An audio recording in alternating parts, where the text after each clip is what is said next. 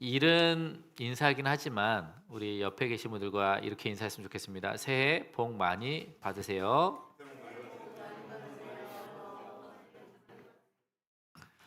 네, 한 해를 마무리하면서 하나님의 사람으로 예수를 믿는 사람으로서 우리는 어떻게 마무리를 해야 될까요? 어, 그동안에 못했던 선한 구제, 어려운 사람들 도와주거나 아니면 이웃을 찾아가거나 아마 그렇게 우리는 생각할 수도 있습니다. 근데 오늘 우리가 기억해야 될 것은 무엇이냐면 한번 따라서 해볼까요? 하나님을 기억하는 것, 네. 하나님을 노래하는 것. 네. 우리가 하나님의 사람으로서 우리가 예수 믿는 사람으로서 우리 한 해를 돌아보면서 우리는 처음과 끝이 하나님을 기억하는 것, 하나님을 노래하는 것이 되어야 될 줄 믿습니다. 오늘 제가 본 성경에는요. 시편 145편의 그 타이틀에 보면 다윗의 찬송시라고 기록하고 있어요. 다윗이 찬송한 시다라고 기록하고 있는데요. 특별히 이 시는 앞에가 알파벳 순서로 나아가고 있어요. 그러니까 우리나라로 말하면 가나다라로 이렇게 시작하면서 첫 글자로 이렇게 시작을 합니다. 그런데 오늘 이 시인은 뭐라고 얘기하냐면 우리 시편 145편 1절 말씀을 한번 읽어보도록 하겠습니다. 자, 시작.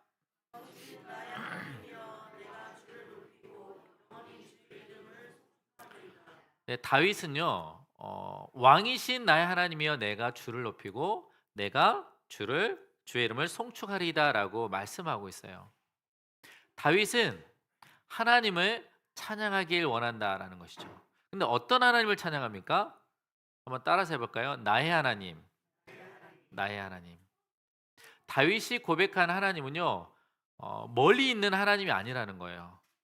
저 높이 계시는 하나님이 아니고, 저 멀리 계시는 하나님이 아니고, 내 옆에 나와 함께 하시는 그 하나님. 누구의 하나님? 네, 우리 옆에 계신 분들에게 나의 하나님, 당신의 하나님, 나의 하나님. 네, 우리 아까 처음에 우리 영세 형제가 찬양 인도했던 것처럼 나의 하나님을 고백했지 않습니까? 내가 믿고 있는 그 하나님이 어떤 하나님인지를 우리는 깊이 있게 좀 생각을 해 보아야 됩니다. 그런데 다윗은 왕이신 그 하나님이 나의 하나님이다라고 고백하고 있는 것이죠. 바로 내 옆에, 지금 내 안에 살아서 역사하시는 하나님이다라고 고백하고 있습니다. 그런데 3절에 보면은 그 나의 하나님이 뭘로 바뀌냐면요. 한번 읽어볼까요? 시편 145편 3절입니다. 시작. 여호와는 위대하시니 크게 찬양할 것이라. 그의 위대하심을 네.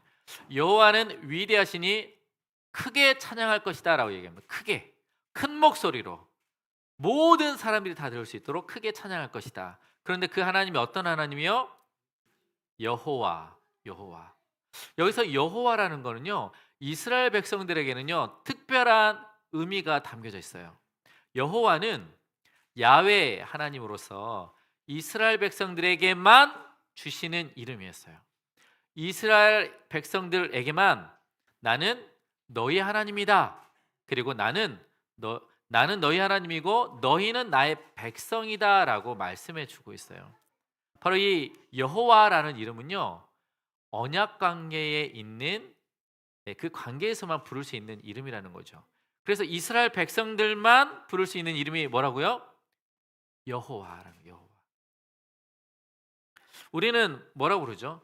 우리는 하나님을 뭐라고 부르죠? 네. 지금은 이제 신약 시대에 넘어와서 하나님이 우리에게 흔히 부를 수 있는 예수님 그리고 아버지 이렇게 우리는 부를 수 있습니다. 로마서 8장 15절을 보면 아바 아버지라라고 부를 수 있느니라라고 말씀하고 있어요. 저는 이제 소사볼에서 이렇게 오면 빠르면 17분, 예, 그리고 좀 막히면 한 40분 거리거든요. 그러면 가끔 이렇게 차에 찬양을 틀어놓고 기도합니다. 뭐라고 기도하냐면 아버지라고 합니다. 아버지, 아버지, 지금 제가 교회 갑니다. 함께 주옵소서. 아버지, 우리 교회 안에 있는 성도들에게 은혜 주옵소서. 저는요 아버지라 불러요. 그랬더니 그 옆에 있던 아이들이 아버지가 어디 있어요? 이렇게 얘기를 해요. 그러니까 지금 할아버지가 지금 지방에 계시는데 왜 자꾸 아버지를 부르냐. 그러니까 아이들은 그 아버지에 대한 의미를 잘 모르는 거지만 우리는 알고 있잖아요. 하나님이 우리에게 자녀로 삼아 주시고 우리는 하나님을 아버지라 부를 수 있는 그 언약 관계에 하나님께 세워 주신 그 이름 누구요? 아버지. 한번 불러 볼까요? 아버지. 네. 그 아버지를 우리에게 주셨다는 것이죠. 그런데 우리는 그 아버지를 우리가 어 옆에 있을 때는 잘 모르는 것 같아요. 옆에 있을 때는 당연히 있는 것처럼 생각합니다. 그런데 우리 아이들도 보면요. 부모님이 있을 때는 어 그냥 난리칩니다. 막 뛰어다니기도 하고 막 춤을 추기도 하고 합니다. 그런데 아버지와 엄마가 없으면 불안해하는 거예요. 그러니까 우리가 아버지를 생각할 때는 있을 땐 잘 모르는 것 같아요. 나에게 있어서 복이 임할 때는, 나에게 있어서 건강할 때는, 나에게 있을 때 평안할 때는 잘 모르는 것 같아요. 그런데 나에게 아버지가 없다, 엄마가 없다라고 했을 때는요, 아이들이 불안해하면서 염려 걱정하는 것처럼 우리 안에 하나님이 없다라고 느껴질 때, 내가 건강하지 않을 때, 나에게 문제가 생겼을 때 우리는 불안하고 두려워할 수밖에 없죠. 그때 우리는 누구를 부르죠?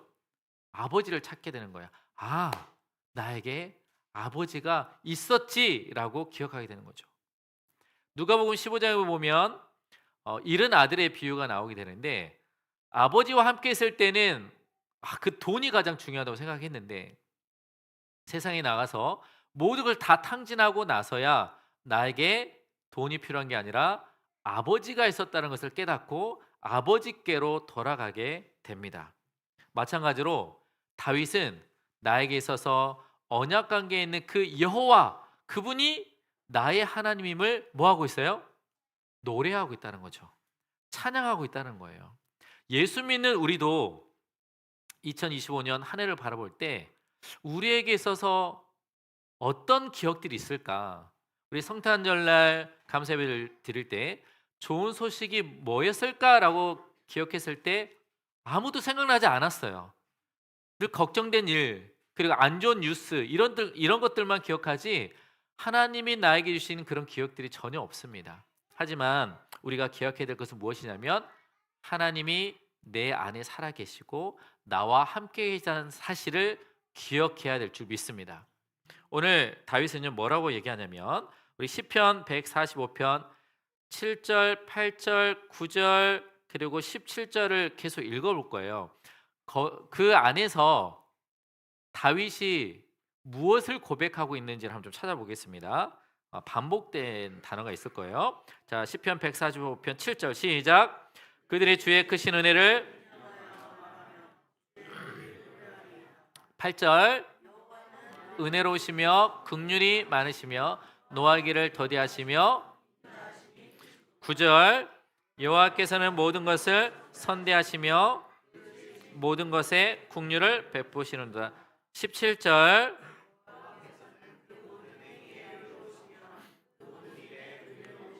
아멘. 네, 7절부터 우리가 7, 8, 9절 그리고 17절을 읽었는데 여기에서 다윗이 무엇을 말하고 싶은 걸까요? 하나님이 나에게 뭘 주셨다라고 지금 고백하고 있는 것입니까? 그렇죠. 네, 정답입니다. 은혜라는 거죠. 은혜. 하나님이 나에게 은혜로우신 하나님이다라고 고백하고 있는 거예요. 은혜라는 것은요, 값없이 거저 주는 것. 내가 줬기 때문에 그분이 나한테 주는 것이 아니라 조건 없는 하나님의 사랑을 얘기하고 있는 것이죠. 역대하 30장 9절에 보면 언제든지 돌아오면 하나님께서 그의 얼굴을 돌이키지 않겠다라고 말씀하고 있어요. 언제든지 하나님께 돌아오면 얼굴을 돌리지 않겠다는 거예요. 얼굴을 주의 자녀들에게 계속 향하고 있겠다라고 말씀하고 있어요. 우리 자녀들도 마찬가지죠. 부모가 잘못했다고 해서 고개를 돌리고 나 너 안 볼 거야. 너 나가라고 한다면 얼마나 그 아이의 마음이 불안하고 무섭겠습니까? 그런데 그러지 않고 그 엄마 아빠가 나를 향하고 있다라는 거. 그의 눈이 불꽃 같은 눈동자로 우리를 지켜보신다는 그 하나님께서 그 얼굴을 우리를 바라보고 계시다는 그 사실이 얼마나 감사하겠습니까?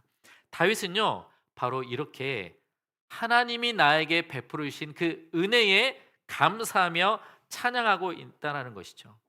하나님이 왜 나에게 이런 은혜를 주실까? 우리 시편 145편 20절 말씀을 한번 읽어보겠습니다. 자, 시작.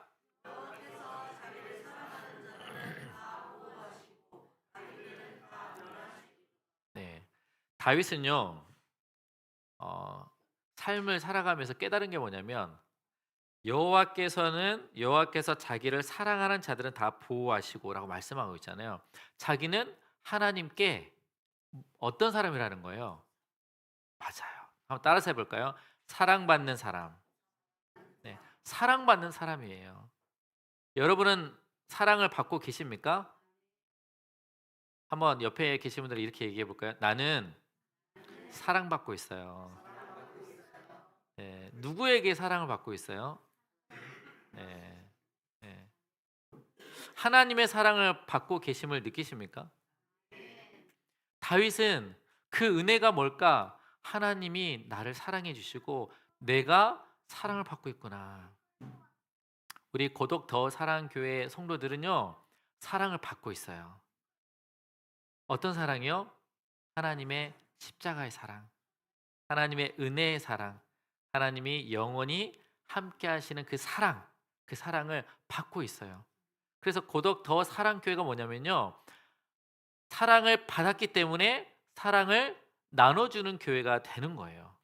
근데 사랑을 받지 않고 어떻게 사랑을 나눠줄 수 있겠습니까?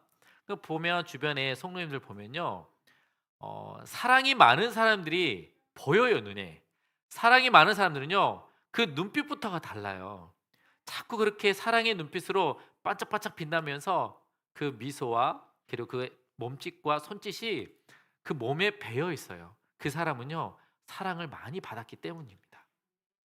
부모의 사랑을 받아도 이렇게 건강하게 자라는데 그 영원하신 그 하나님, 이 세상에 가장 강하시고 가장 큰 사랑을 가지신 그 하나님에게 사랑을 받았을 때 우리는 얼마나 큰 사랑을 베풀어 줄 수 있겠습니까? 다윗은요, 내가 왜 사랑받을까? 이런 얘기했을 때 우리 시편 145편 14절 말씀을 한번 읽어보도록 하겠습니다. 왜 어떤 사랑을 받았는지 시작. 여호와께서는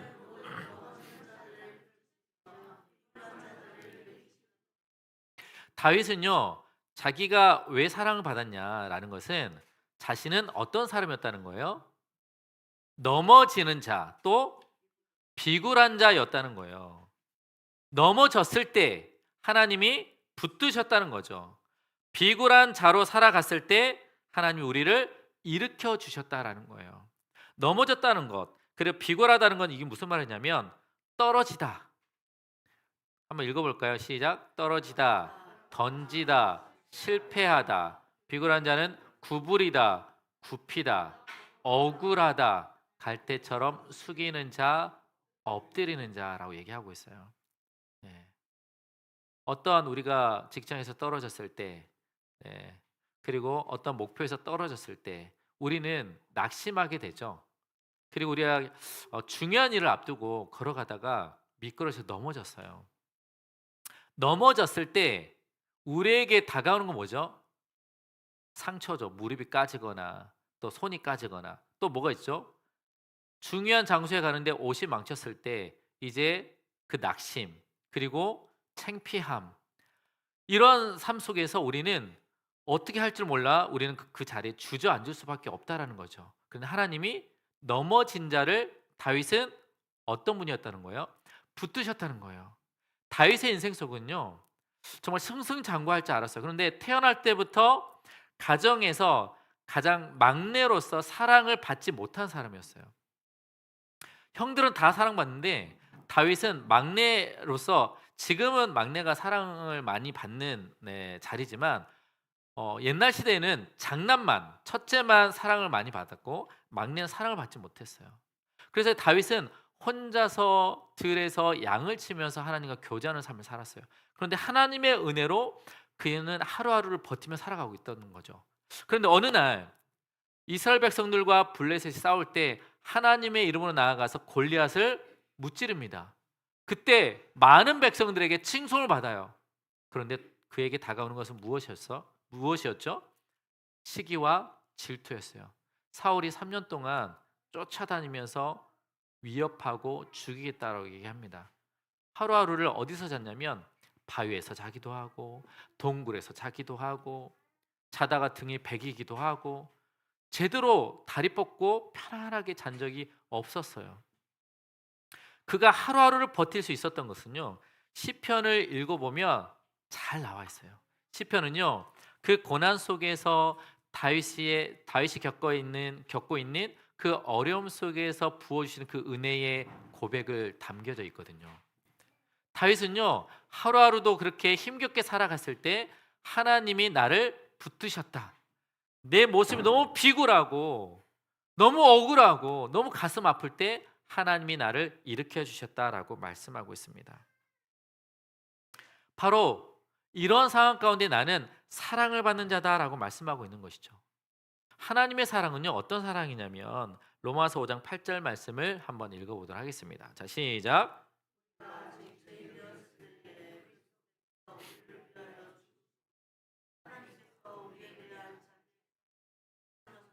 아멘. 어떻게 사랑 보여주셨죠? 하나님은요 말로만 사랑한 게 아니에요. 우리 한번 옆에 계신 분 한번 인사해 볼까요? 사랑합니다. 축복합니다. 어때요? 사랑이 느껴지세요? 네. 아마 사랑이 느껴지신 분은 그 사람의 어떤 관계 속에서 그 사랑 경험했기 때문에 고백을 할 수 있을 것입니다. 그런데 처음 본 사람이 사랑합니다라고 했을 때 저 사람이 나를 뭘 안다고 사랑을 할까라고 생각할 거예요. 그런데 우리가 하나님의 사랑은요. 하늘에 계신 하나님이 인간의 모습으로 오셔서 몸으로서 보여주시는 사랑이에요. 아플 때 넘어져 있을 때 손을 잡아서 일으켜 주는 사랑. 그리고 아플 때 안아주면서 주는 사랑. 우리가 괴로울 때 눈물을 닦아주는 사랑. 이것은 경험하신 분들만이 알 수 있는 것이죠. 말로만 주는 사랑이 아니에요. 하나님의 사랑은 바로 이러한 사랑이라는 것이죠. 바로 다윗은 자기가 가장 밑바닥에 있을 때, 그리고 넘어졌을 때, 창피할 때, 그리고 가슴 아플 때, 몸이 아플 때 주님께서 일으켜 주는 사랑을 경험했기 때문에 하나님의 은혜에 감사해서 뭘 했다는 거예요? 노래하고 찬양할 수밖에 없다라는 거예요. 사랑하는 성도 여러분, 우리가 우리 한 해를 돌아보면서 우리의 삶은 어떤 한 해를 보내셨습니까? 때로는 뭐 기쁜 일도 있었고, 때로는 감사한 일도 있었고, 때로는 행복하고 즐거운 일도 있었지만 우리가 삶을 보면 억울한 일도 많이 당하고 가슴 아픈 일들도 많이 당하고 눈물을 흘릴 때도 많이 있었지 않습니까? 그런데 어 우리는 그런 아픈 일들을 뭐라고 표현하죠? 우리는 지진이라고 표현하잖아요. 우리가 세계종합교회에서 말씀을 들었을 때 지진이 일어났다라고 얘기하잖아요. 그런데 우리가 기억해야 될 것은 무엇입니까? 지진이 일어났을 때 누가 역사하세요? 하나님. 그래서 우리는 믿지 않는 남편, 믿지 않는 자녀들, 믿지 않는 친척들, 하나님 지진이라도 일으켜 주셔서 하나님의 은혜가 임하게 해주세요. 라고 우리는 기도하지 않습니까? 마찬가지로 우리에게 한 해를 돌아봤을 때 가장 힘들 때, 가장 아플 때 생각해 보면 그때가 가장 하나님의 은혜가 임할 때라는 거예요. 믿으십니까? 그래서 우리는 그 은혜에 감사할 수밖에 없고 찬양할 수밖에 없습니다. 고덕 더 사랑교회는요 그렇게 시작했어요. 그렇게 시작했어요. 바로 하나님의 사랑을 받고 시작을 했습니다. 그래서 여러분들이 이 자리에 올 때 정말 하나님의 은혜를 경험했으면 좋겠어요. 하나님을 만나셨으면 좋겠어요. 저는 교회 올 때마다 기도합니다. 기도하면서 아무도 없어요. 그래서 주일 아침마다 오면은 이 자리에 한 자리씩 손을 대면서 기도합니다. 하나님, 이 자리에 앉으신 분 하나님 만나게 해 주세요. 한 자리 한 자리 이렇게 기도합니다. 이렇게 돌아다니면서. 그래서 여러분들이 여기 앉든 여기 앉든 저 뒤에 앉든 하나님 만나 주십시오. 하나님 기적을 경험하게 해 주십시오. 하나님 회복이 일어나게 해 주십시오. 그렇게 기도를 했습니다. 하나님이 오늘 이 자리에 예배하신 모든 성도들에게 하나님의 위로하심과 하나님의 사랑이 충만하시길 간절히 축원합니다. 우리가 오늘 2025년도 마지막 주를 맞이하면서 우리가 감사하며 그리고 찬양하며 노래로 마무리하는 우리 귀한 성도님들이 되시길 축원합니다. 그래서 나에게 아픔이 있더라도 나에게 힘듦이 있더라도 내년에 2026년도에도 기대가 없어.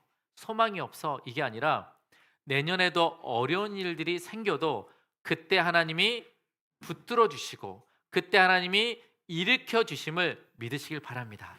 그래서 우리가 더 믿음으로 성장할 수 있는 믿음의 성도들 되시길 간절히 축원합니다.